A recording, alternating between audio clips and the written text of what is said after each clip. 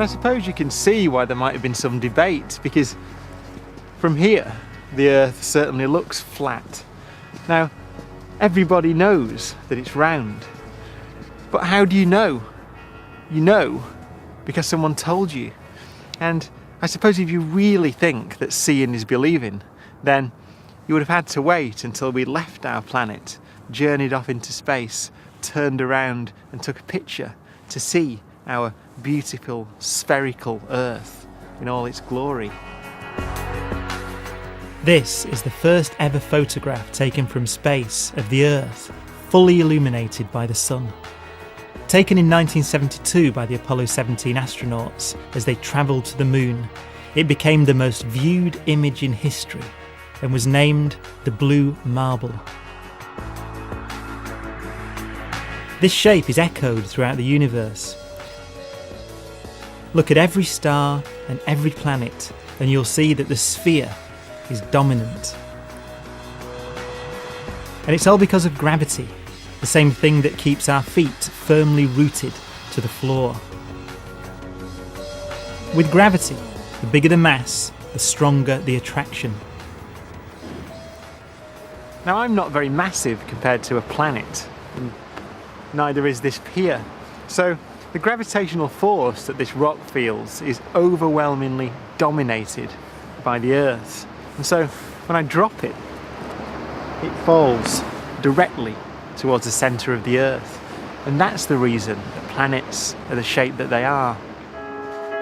It's because gravity attracts everything towards the centre of a planet that they form as spheres. In the early days of the life of the solar system, our young sun was surrounded by lots of dust and rocks, but some pieces of rock were bigger than others, and that meant that they had slightly stronger gravity, so they attracted more and more smaller pieces to them, and they grew and they became bigger and bigger and bigger. And over tens of millions of years, these bodies grew so big that they eventually became planets. Now, gravity doesn't have a preferred direction. It doesn't care whether it pulls things in from over there, over here, over here, over here. So what kind of shape will gravity tend to form? Well, it's not going to form an irregular shape like this, because gravity doesn't care about direction. It will form a shape that doesn't care about direction either. Now, the only shape in nature that looks the same from every direction is a sphere. It's the most symmetrical shape in the universe, and that's why you see it everywhere. Now, it's not easy to mould solid rock into a sphere, but gravity gives planets a helping hand to form that perfect shape. Now imagine this is one of those small pieces of rock falling towards the young, ever-growing Earth. Now when it hits the ground, it delivers energy to it. You hear some of that as sound, but some of it also goes into heat.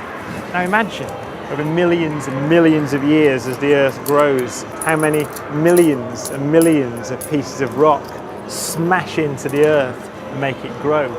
They deliver a huge amount of energy to the Earth. And all that energy made the centre of our planet get so hot that it melted its solid core, making it even easier for the sphere to form. And incredibly, some of that heat is still escaping today, helping to fuel volcanoes across the Earth's surface. Gravity is the reason that our planet is spherical, but it doesn't always win out. Not everything in space is quite as perfect.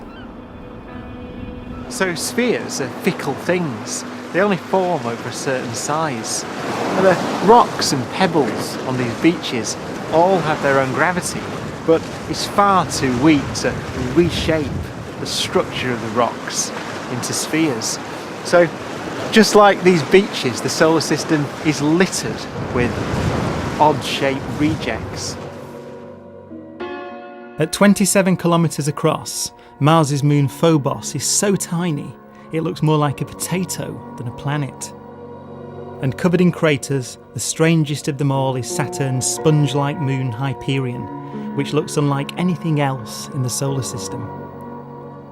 On average, moons must reach about 500 kilometres in size before they have enough mass for their gravity to shape them into a sphere.